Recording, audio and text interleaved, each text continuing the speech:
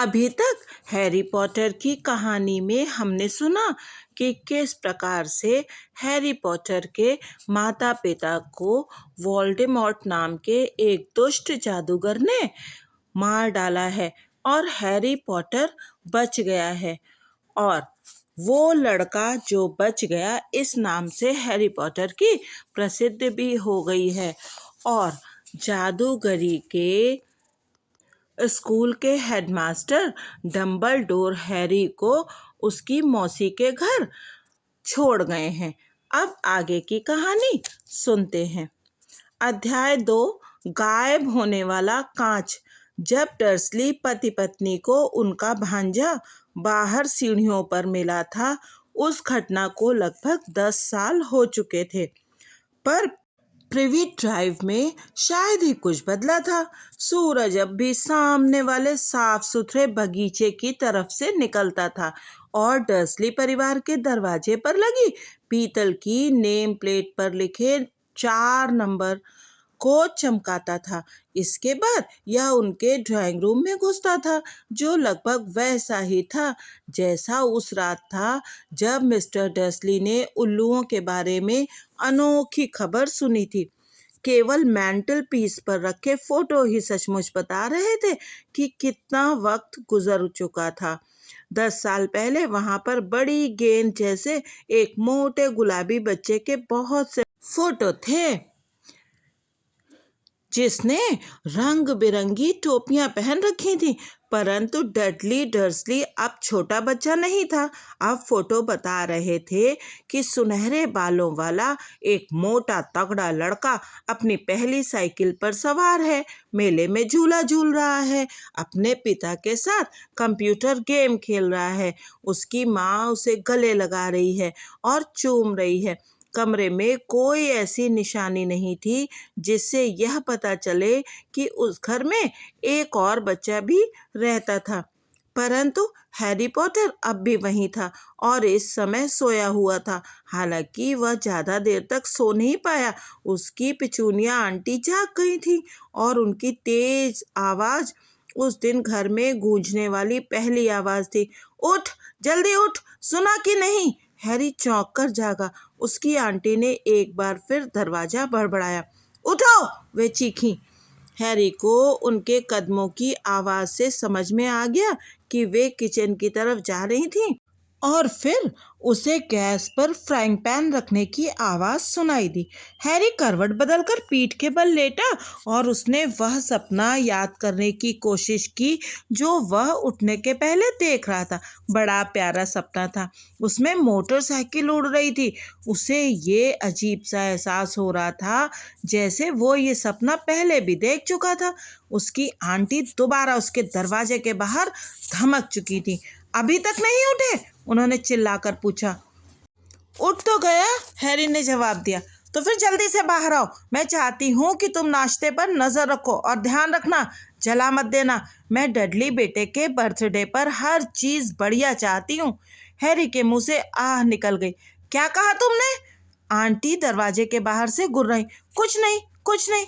Dudley का birthday वो कैसे भूल गया था? हैरी धीरे से बिस्तर से बाहर निकला और अपने मोजे ढूंढने लगा जो उसे अपने बिस्तर के नीचे मिले। एक मोजे में मकड़ी थी जिसे निकालने के बाद उसने मोजे पहन लिए।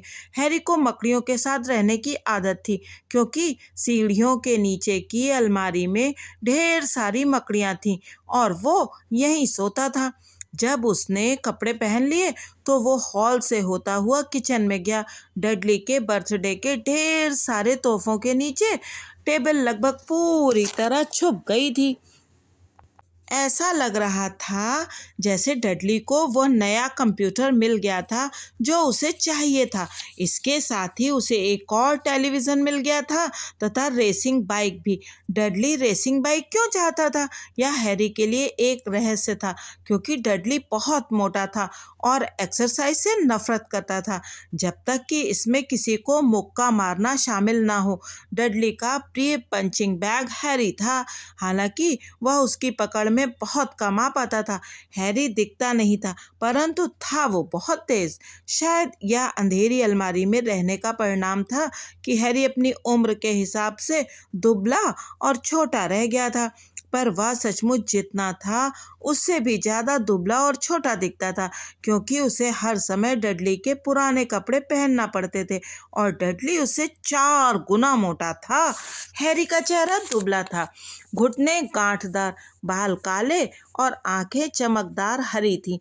वह गोल चश्मा पहनता था जिस पर बहुत सा सेलो टेप लगा रहता था, क्योंकि डडली उसकी नाक पर अक्सर मुक्के मारता रहता था।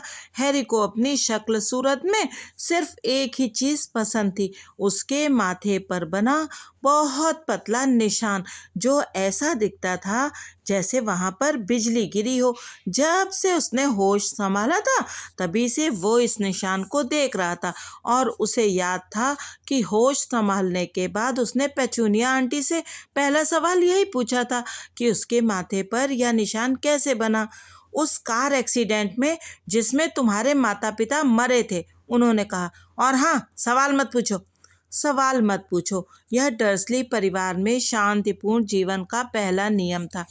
जब हैरी नाश्ते को पलट रहा था तो वर्नन अंकल किचन में आए।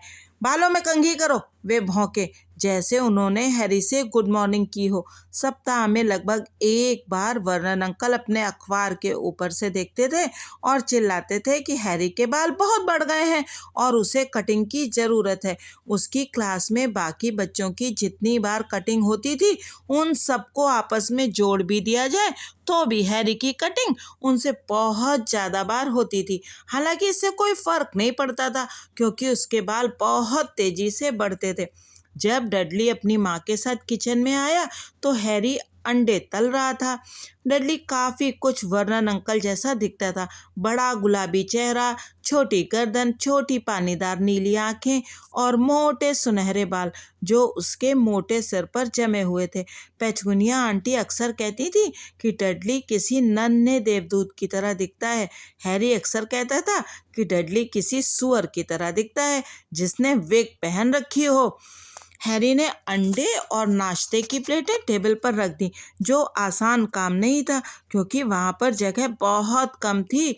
इस बीच डडली अपने तोहफे गिन रहा था। उसका चेहरा उतर गया। 36, उसने अपने मम्मी डैडी की तरफ देखते हुए कहा। ये तो पिछले साल से 2 कम है। राजा बेटे, तुमने मार्ज आंटी के तोहफे को तो गिना ही नहीं। देखो, वह मम्मी डैडी के बड़े तोहफे के नीचे छुपा है। ठीक है, तो 37 हुए, डडली ने कहा, और उसका चेहरा लाल हो रहा था। हैरी को लगा डडली का नाटक अब शुरू होने ही वाला है, और इसलिए वह नाश्ते को अपने मुंह में जितनी तेजी से भर सकता था भरने लगा, क्योंकि डडली टेबल भी पलट सकता था। जाहिर था कि पेचूनिया आंटी को भी खतरा दिख गया था, क्योंकि वे जल्दी से बोली, और हम आज जब बाजार जाएंगे तो तुम्हारे लिए 2 और तोहफे ले आएंगे। कैसा रहेगा बेटू? 2 और तोहफे? अब तो ठीक है। डडली ने एक पल सोचा। यह मुश्किल काम था। अंत में वह धीमे से बोला, तो मेरे पास 37 और 2, 37 और 2, 39 मेरे लाडले। पेटूनिया आंटी बोली। ओह! डडली थम से बैठ गया और उसने अपने सबसे पास वाले पैकेट पर झपट्टा मारा। फिर ठीक है। वर्नन अंकल धीरे से हंसे। छोटा बदमाश अपने पैसे की पूरी कीमत वसूल करना चाहता है, बिल्कुल अपने डैडी की तरह। वाह मेरे बेटे, वाह डडली। उन्होंने डडली के बालों पर हाथ फेरा। उसी समय फोन की घंटी बजी और पेटूनिया आंटी फोन सुनने चली गई, जबकि हैरी और वर्नन अंकल इस बीच डडली को तोहफे खोलते हुए देखते रहे, जिनमें racing bike, video camera, remote control वाला हवाई जहाज, 16 नए कंप्यूटर गेम और वीसीआर शामिल था।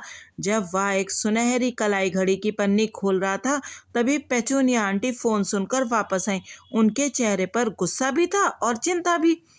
बुरी खबर है वर्नन, वे बोली। मिसेस फिग का पैर टूट गया है, वे इसे अपने पास नहीं रख सकती। उन्होंने हैरी की तरफ सिर झटकते हुए कहा।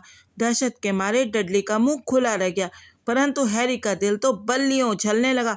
हर साल डडली के जन्मदिन पर अंकल आंटी डडली और उसके किसी दोस्त को दिन भर बाहर घुमाने ले जाते थे, यानी एडवेंचर पार्क, हैमबर्गर बार या फिल्म। हर साल हैरी को मिसेस फिग नाम की एक पागल बुढ़िया के पास छोड़ दिया जाता था, जो 2 गली दूर रहती थी। हैरी वहां जाने से पूरी तरह चिढ़ता था। वहां पूरे घर में पत्ता गोभी की बदबू भरी रहती थी और मिसेस फिग उसे जबरदस्ती उन सब बिल्लियों के फोटो दिखाती थी जो उन्होंने कभी पाली थी। अब क्या होगा? पेटूनिया आंटी ने कहा। वे हैरी को खा जाने वाली नजरों से देख रही थी, जैसे उसी ने इसकी योजना बनाई हो। हैरी जानता था कि उसे इस बात पर दुखी होना चाहिए कि मिसेस फिग की टांग टूट गई है, परंतु यह आसान नहीं था, क्योंकि वो ये भी जानता था कि अब उसे 1 साल तक टिबल, स्नोई, मिस्टर पॉज और टफ्टी को नहीं देखना पड़ेगा। हम मार्ज को फोन कर सकते हैं, वर्नन अंकल ने सुझाव दिया। बेवकूफ़ी की बातें मत करो वर्नन, वो हैरी से नफरत करती हैं। डर्सली पति पत्नी अक्सर हैरी के बारे में इसी तरह बातें करते थे, जैसे वो वहाँ हो ही नहीं, या फिर वो कोई बहुत ही कम बुद्धि वाला प्राणी हो जो उनकी बातें नहीं समझ सकता हो, जैसे कोई खोंगा। और उसका क्या नाम है, तुम्हारी सहेली वॉन? माजोर्का में छुट्टियां मनाने गई है, पेटूनिया आंटी खींचते हुए बोली। आप मुझे घर पर ही छोड़ जाएं, हैरी ने बड़ी आशा से कहा। कम से कम आज के दिन तो वह टेलीविज़न पर जो चाहेगा देखेगा और शायद डडली के कंप्यूटर पर गेम भी खेल लेगा। पेटूनिया आंटी को देखकर लग रहा था जैसे उन्होंने अभी अभी साबुत नींबू निगल लिया हो और वापस लौटकर देखें कि घर तबाह हो चुका है। वे गुर्राईं। मैं घर को बम से तो नहीं उड़ा दूंगा, हैरी ने कहा, परंतु किसी ने उसकी बात नहीं सुनी। एक काम करते हैं, इसे चिड़ियाघर ले चलते हैं, पेचूनिया आंटी ने धीमे से कहा, और वहां इसे कार में छोड़ देंगे। कार नई है, हम इसे कार में अकेला नहीं छोड़ सकते। डडली गला फाड़कर रोने लगा। सच तो यह था कि वह रो नहीं रहा था, उसे सचमुच रोए तो बरसों हो चुके थे, परंतु वह जानता था कि अगर वो मुंह बनाएगा और जोर से रोने जैसी आवाज़ निकालेगा तो उसकी माँ उसकी हर इच्छा पूरी कर देंगी। मेरे प्यारे राजदुलारे, रोना ने, मम्मी उसे तुम्हारा बर्थडे बर्बाद नहीं करने देंगी, वे चीखी और उसे बाहों में भर लिया। मैं नहीं चाहता कि वह साथ चले, डडली झूठ मूठ के जोरदार सुबकियों के बीच चीखा। वो हमेशा हर चीज में गड़बड़ कर देता है, उसने अपनी माँ की बाहों के बीच से झांकते हुए हैरी को चिढ़ाया। तभी दरवाजे की घंटी बजी। हे भगवान, वो लोग आ गए, पेटूनिया आंटी हड़बड़ाकर बोली, और एक पल बाद डडली का सबसे अच्छा दोस्त पियर्स पॉलिकिस अपनी माँ के साथ अंदर आ गया। पियर्स एक दुबला पतला लड़का था जिसका चेहरा चूहे जैसा था। जब डडली दूसरे बच्चों को मारता था तो आम तौर पर पियर्स ही उनके हाथ पीछे पकड़कर रखता था। डडली ने रोने का नाटक तत्काल बंद कर दिया। आधे घंटे बाद हैरी को अपनी किस्मत पर भरोसा नहीं हो रहा था। वह डर्सली की कार में पियर्स और डडली के साथ पीछे वाली सीट पर बैठा हुआ था और जिंदगी में पहली बार चिड़ियाघर जा रहा था। उसकी आंटी और अंकल को यह समझ में नहीं आया कि उसका क्या किया जाए, परंतु चलने से पहले वर्नन अंकल हैरी को एक तरफ ले गए। मैं तुम्हें चेतावनी दे रहा हूँ, अपने बड़े जामुनी चेहरे को हैरी के बिल्कुल पास लाकर उन्होंने कहा था। कान खोलकर सुन लो लड़के, कोई भी खुराफात की कोई भी, तो मैं तुम्हें उस अलमारी में क्रिसमस तक बंद कर दूंगा। मैं कुछ नहीं करूंगा, हैरी ने कहा, कसम से। परंतु वर्नन अंकल ने उसकी बात पर विश्वास नहीं किया। कोई भी कभी नहीं करता था। समस्या ये थी कि हैरी के साथ अक्सर अजीब चीजें होती थी और डर्सली परिवार को ये बताने से कोई फायदा नहीं होता था कि उसने ये चीजें नहीं की। एक बार पेचूनिया आंटी यह देखते देखते तंग आ गई कि हैरी जब कटिंग कराकर लौटता था तो ऐसा लगता था जैसे नाई ने उसके बालों को छुआ ही ना हो। गुस्से में उन्होंने किचन से कैंची उठाई और हैरी के बाल इतने छोटे काट दिए कि वो लगभग गंजा हो गया। उन्होंने सिर्फ सामने की लट छोड़ दी थी ताकि उसका भयानक निशान छुप जाए। डडली तो हैरी को देखकर हंसते हंसते लोटपोट हो गया। उस रात हैरी को ये सोच सोच कर नींद नहीं आई कि अगले दिन स्कूल में उसका क्या हाल होगा। वहां पर वैसे भी बच्चे उसके ढीले ढाले कपड़े और सेलो टेप लगे चश्मे को देखकर उसकी हंसी उड़ाते थे। बहरहाल अगली सुबह जब वह उठा तो उसने देखा कि उसके बाल उतने ही बड़े हो गए हैं जितने पेटूनिया आंटी के काटने से पहले थे। इस बात के लिए उसे 1 सप्ताह तक अलमारी में बंद रहने की सजा दी गई। हालांकि उसने यह समझाने की लाख कोशिश की कि उससे क्या मालूम कि उसके बाल इतनी जल्दी कैसे बढ़ गए। एक बार पेटूनिया आंटी उसे डडली का पुराना और बुरा सा दिखने वाला स्वेटर पहनाने की कोशिश कर रही थी जो भूरा था और उस पर नारंगी फुंदने लगे थे। उन्होंने उसके सिर में स्वेटर घुसाने की जितनी कोशिश की वो उतना ही छोटा होता चला गया और अंत में इतना छोटा हो गया कि वो किसी दस्ताने की तरह हाथ में तो घुस सकता था परंतु हैरी के सिर में नहीं। पेटूनिया आंटी ने सोचा स्वेटर धुलाई में सिकुड़ गया होगा और हैरी को बड़ी राहत मिली कि उसे सजा नहीं मिली। परंतु एक बार वो बहुत परेशानी में पड़ गया था जब वह स्कूल के किचन की छत पर पहुंच गया था। डडली का गैंग हर दिन की तरह उस दिन भी उसका पीछा कर रहा था और बाकी लोगों के साथ साथ खुद हैरी भी ये देखकर हैरान रह गया कि वो चिमनी पर बैठा हुआ था। हैरी की प्रिंसिपल ने बहुत गुस्से में डर्सली परिवार को पत्र में लिखा कि हैरी स्कूल की इमारतों पर चढ़ रहा था पर उसने तो सिर्फ कोशिश की थी और उसने अपनी अलमारी के बंद दरवाजे के पीछे से वर्नन अंकल को चिल्लाकर ये बात बताई थी कि वो किचन के बाहर रखे बड़े कूड़ादानों के पीछे छलांग लगा दे। हैरी सोच रहा था कि शायद तेज हवा के झोंके ने उसकी छलांग के बीच में उसे ऊपर उठा दिया होगा परंतु आज कोई भी गड़बड़ नहीं होगी। डडली और पियर्स के साथ दिन गुजारना भी बहुत बड़ी बात थी जब वह जगह स्कूल उसकी अलमारी या पत्ता गोभी की बदबू से भरा मिसेस फिग का ड्राइंग रूम ना हो। गाड़ी चलाते समय वर्नन अंकल पिटूनिया आंटी के सामने सबको कोस रहे थे। कोसना उनका प्रिय शौक था। ऑफिस के लोग, हैरी, म्यूनिसिपैलिटी, हैरी, बैंक और हैरी उनके कुछ प्रिय विषय थे। आज सुबह ये विषय था जब एक मोटरसाइकिल उनकी गाड़ी के आगे निकल गई तो वे बोले, जवान आवारा लोग पागलों की तरह अंधाधुंध गाड़ी भगाते हैं। मैंने सपने में एक मोटरसाइकिल देखी थी। हैरी को अचानक याद आया और उसने कहा, वो उड़ रही थी। वर्नन अंकल ने आगे वाली कार में लगभग टक्कर मार दी। वो अपनी सीट से पीछे मुड़े और हैरी की तरफ देखकर चिल्लाए। इस समय उनका चेहरा मूंछ वाले किसी बड़े चुकंदर की तरह दिख रहा था। मोटरसाइकिलें उड़ नहीं सकती।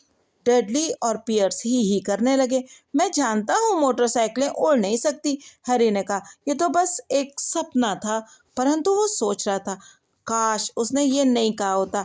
अगर डर्सली परिवार सवाल पूछने से भी ज़्यादा किसी बात से चिढ़ता था तो ऐसा तब होता था जब हैरी बोलता था कि कोई चीज़ उस तरह से हो रही है जिस तरह से उसे नहीं होना चाहिए, चाहे वो सपने में या कार्टून में ही क्यों ना हो। उन्हें लगता था कि इससे उसके दिमाग में खतरनाक विचार आ जाएंगे। आज बहुत सुहावना शनिवार होने की वजह से चिड़ियाघर में बहुत से परिवारों की भीड़ थी। डर्सली ने गेट के बाहर डडली और पियर्स को बड़ी चॉकलेट आइसक्रीम दिलवाई और फिर वे हैरी को जल्दी से वहां से हटा पाते इससे पहले ही वैन में मुस्कुराती हुई महिला ने चूंकि हैरी से पूछ ही लिया कि उसे क्या चाहिए इसलिए उन्हें मन मारकर उसे एक सस्ती सी लेमन आइसक्रीम दिलवानी पड़ी जिसे चूसते हुए हैरी ने सोचा ये भी बुरी नहीं थी। तभी उसने देखा कि एक गोरिल्ला अपना सिर खुजा रहा था और डडली से काफी मिलता जुलता दिख रहा था सिवाय इसके कि गोरिल्ले के बाल सुनहरे नहीं थे। बहुत लंबे समय बाद हैरी की सुबह इतनी अच्छी गुजरी थी। वह इस बात का ध्यान रख रहा था कि डर्सली परिवार से थोड़ी दूर चले ताकि डडली और पियर्स जो लंच टाइम तक जानवरों को देख देख कर बोर होने लगे थे कहीं उसे मारने का अपना प्रिय खेल शुरू ना कर दें। उन्होंने चिड़ियाघर के रेस्तरां में लंच किया और इसके बाद डडली एक बार फिर हंगामा खड़ा करने लगा क्योंकि उसकी फ्रूट आइसक्रीम खत्म हो गई थी। इस पर वर्नन अंकल ने उसे एक और आइसक्रीम दिलवा दी और हैरी को पहली वाली खत्म करने की इजाजत दी। हैरी ने बाद में ये सोचा कि उसे पता होना चाहिए था कि इतना अच्छा समय ज़्यादा देर तक नहीं चल सकता था। लंच के बाद वे लोग चिड़ियाघर के नाग भवन में गए। यहाँ ठंडक और अंधेरा था और दीवारों पर लगी खिड़कियों पर रोशनी थी। कांच के पीछे कई तरह की छिपकलियाँ और सांप थे जो लकड़ी और पत्थर के टुकड़ों पर फिसल और चढ़ रहे थे।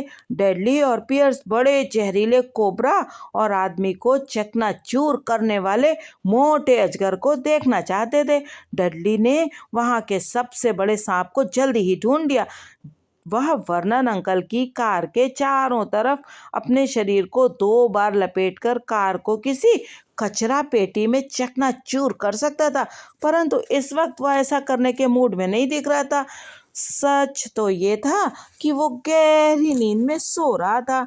डेडली कांच पर अपनी नाक गड़ाकर खड़ा रहा और सांप की चमकदार भूरी कुंडलियों को देखता रहा। इसे उठाओ, उसने अपने पिता से झल्लाते हुए कहा। वर्नन अंकल ने कांच पर ठकठक की, परंतु सांप हिला तक नहीं। एक बार और करो, डेडली ने ऑर्डर जमाया। वर्नन अंकल ने अपनी उंगलियों के पीछे हिस्से से कांच को बढ़िया तरीके से ठोका, परंतु सांप फिर भी सोता रहा। कितना बोरिंग है, डडली ने आह भरी और पैर पटकते हुए दूर चला गया। हैरी कांच के सामने आया और उसने सांप की तरफ उत्सुकता से देखा। कोई ताज्जुब नहीं कि बेचारा सांप बोरियत के मारे ही मर जाए। साथ में कोई नहीं सिवा उन मूर्ख लोगों के जो दिन भर उसे तंग करने की कोशिश करते थे और कांच पर अपनी उंगलियां ठोकते रहते थे। ये तो अलमारी को बेडरूम बनाने से भी ज़्यादा बुरा था, जहाँ इकलौती मेहमान पेटूनिया आंटी होती थी जो उसे जगाने के लिए दरवाज़ा बड़बड़ाती थी। कम से कम उसे पूरे घर में घूमने को तो मिल जाता था। सांप ने अचानक अपनी छोटी चमकदार आंखें खोली। सांप ने धीरे, बहुत धीरे अपना सिर उठाया और जब तक कि उसकी आंखें हैरी की आंखों की ऊंचाई तक नहीं आ गई, उसने आंख मारी। हैरी घूरने लगा। फिर उसने जल्दी से आसपास देखा कि कहीं कोई देख तो नहीं रहा था। कोई नहीं देख रहा था। उसने सांप की तरफ पलट कर देखा और उसने भी आंख मार दी। सांप ने वर्नन अंकल और डडली की तरफ सिर को झटका दिया और अपनी आंखें छत की तरफ उठाई। उसने हैरी को इस तरह देखा मानो कह रहा हो, मेरे साथ पूरे समय यही होता है, मैं जानता हूँ। हैरी कांच के इस पार से बुदबुदाया। हालांकि उसे विश्वास नहीं था कि सांप उसकी आवाज़ को सुन सकता था। इससे सचमुच बहुत चिढ़ छूटती होगी। सांप ने तेजी से अपना सिर हिलाया। वैसे तुम कहाँ से आए हो? हैरी ने पूछा। सांप ने अपनी पूंछ कांच के पास लगे एक छोटे साइन बोर्ड पर मारी। हैरी ने इसे पढ़ा, बोआ कॉन्स्ट्रिक्टर ब्राज़ील। क्या वहां पर अच्छा लगता था? सांप ने एक बार फिर उसी साइन बोर्ड पर अपनी पूंछ मारी और हैरी ने पढ़ा, यह सांप चिड़ियाघर में पैदा हुआ था। ओह, मैं समझ गया, तुम कभी ब्राजील में रहे ही नहीं। जैसे ही सांप ने अपना सिर हिलाया, हैरी के पीछे से एक कान फोड़ू आवाज आई, जिसे सुनकर वे दोनों उछल पड़े।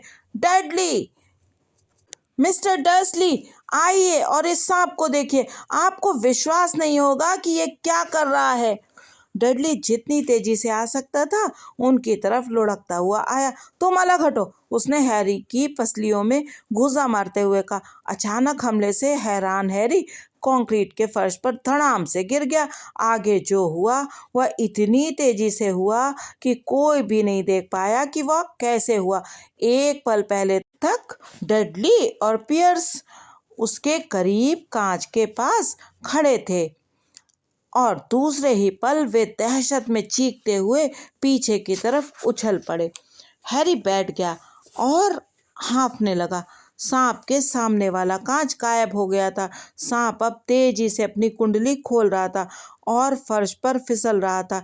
पूरे नाग भवन में लोग चीखने लगे और बाहर के दरवाजे की तरफ भागने लगे। जब सांप उसके पास से तेजी से सरसराता हुआ गया तो हैरी कसम खा सकता था कि उसने धीमे से फुफकारते हुए कहा था, ब्राज़ील में आ रहा हूँ, शुक्रिया दोस्त। नाग भवन का पहरेदार सदमे में था, परंतु कांच, वह बार बार कह रहा था, कांच कहाँ गया? चिड़ियाघर के डायरेक्टर ने अपने हाथ से पेटूनिया आंटी को एक कप कड़क मीठी चाय बनाकर दी और वह लगातार उनसे माफ़ी मांगता रहा। पियर्स और डडली अनाप शनाप बक रहे थे। जहाँ तक हैरी ने देखा था, सांप ने कुछ भी नहीं किया था। उसने तो उनके पास से गुजरते समय सिर्फ उनके पैरों के पास अपनी पूंछ मजाक में पटकी थी। परंतु जब वे वर्नन अंकल की कार में वापस लौटे तो डडली उन्हें बता रहा था कि किस तरह सांप ने उसके पैर में लगभग काट ही लिया था और पियर्स कसम खा रहा था कि सांप ने उसे दबोचकर मारने की कोशिश की थी। परंतु कम से कम हैरी के लिए सबसे बुरी बात वो थी जो पियर्स ने कही। जब पियर्स इतना शांत हो गया कि कुछ कह सके तो उसने सबके सामने कहा था, हैरी सांप से बात कर रहा था, है ना हैरी? वर्नन अंकल ने तब तक इंतजार किया जब तक पियर्स उनके घर से चला नहीं गया और उसके बाद वे हैरी पर जमकर बरसे। वे इतने गुस्से में थे कि उनके मुंह से शब्द मुश्किल से निकल रहे थे। वे सिर्फ इतना कह पाए, जाओ अलमारी, वहीं रहो, कोई खाना नहीं। इतना कहने के बाद वे कुर्सी पर गिर पड़े और पेटूनिया आंटी को भागकर उनके लिए ब्रांडी का एक बड़ा पैग लाना पड़ा। हैरी काफी देर तक अपनी अंधेरी अलमारी में पड़ा रहा। वह सोच रहा था कि काश उसके पास घड़ी होती। वो नहीं जानता था कि कितने बज गए थे और इसलिए वह यकीन से नहीं कह सकता था कि डर्सली परिवार अभी सो गया होगा या नहीं। जब तक वे सो नहीं जाते तब तक वह किचन में जाकर चोरी से कुछ खाने का खतरा नहीं उठा सकता था। डर्सली परिवार के साथ रहते हुए उसे लगभग 10 साल हो गए थे। जहाँ तक उसे याद था, 10 दुख भरे साल। वह तब से यहीं रह रहा था जब वह छोटा सा बच्चा था और उसके माता पिता उस कार एक्सीडेंट में मर गए थे। उसे याद नहीं था कि उसके माता पिता की मौत के समय वह भी कार में था। कई बार जब वह अलमारी में लंबे घंटों के दौरान अपनी याददाश्त पर जोर डालता था तो उसे अजीब दृश्य दिखता था। चकाचौंध करने वाली हरी रोशनी और साथ माथे में बहुत तेज दर्द। उसने मान लिया था कि यही एक्सीडेंट होगा। हालांकि उसे ये समझ में नहीं आ रहा था कि इतनी सारी हरी रोशनी कहाँ से आ रही थी। उसे अपने माँ बाप की शक्ल तक याद नहीं थी। उसके अंकल आंटी उनके बारे में कभी बात नहीं करते थे और सवाल पूछने के बारे में उसे पहले ही मना कर दिया गया था। घर में उनकी एक भी फोटो नहीं थी। जब हैरी छोटा था तो अक्सर सपने देखता था कि कोई अनजान रिश्तेदार उसे यहाँ से दूर ले जाने के लिए आया है, परंतु ऐसा कभी नहीं हुआ। डर्सली परिवार के सिवा उसका कोई नहीं था। परंतु कई बार उसे ऐसा लगता था या शायद उसके मन का वहम हो, जैसे सड़क पर जा रहे अजनबी लोग उसे पहचानते थे। वे बड़े अजीब किस्म के अजनबी थे। एक बार जब वह पेटूनिया आंटी और डडली के साथ शॉपिंग करने गया तो बैगनी हैट पहने एक नाटे आदमी ने उसकी तरफ देखकर सिर झुकाया था। पेटूनिया आंटी ने गुस्सा होकर हैरी से पूछा, क्या वह उस आदमी को जानता था? और इसके बाद वे बिना कुछ खरीदे उन्हें दुकान से तत्काल बाहर ले आए। सिर से पैर तक हरे कपड़े पहने एक पागल सी दिखने वाली बुढ़िया ने एक बार बस में उसकी तरफ देखकर खुशी खुशी अपना हाथ हिलाया था। बहुत लंबा जामुनी कोट पहने एक गंजे आदमी ने तो एक दिन सड़क पर उसे हाथ मिलाया था और फिर बिना कुछ कहे चला गया था। इन सभी लोगों के बारे में सबसे अजीब बात यह थी कि जिस पल हैरी उन्हें ध्यान से देखने की कोशिश करता था तो वे न जाने कहाँ गायब हो जाते थे। स्कूल में हैरी का कोई दोस्त नहीं था। सब जानते थे कि डडली का गैंग ढीले ढाले पुराने कपड़े और टूटा चश्मा पहनने वाले हैरी पॉटर से नफरत करता था और कोई भी डडली के गैंग से पंगा नहीं लेना चाहता था। आज की कहानी यहीं तक। अगले पार्ट में सुनेंगे कि हैरी का आगे क्या हुआ। क्या सचमुच कोई रिश्तेदार उसे लेने आ गया? तब तक थैंक यू।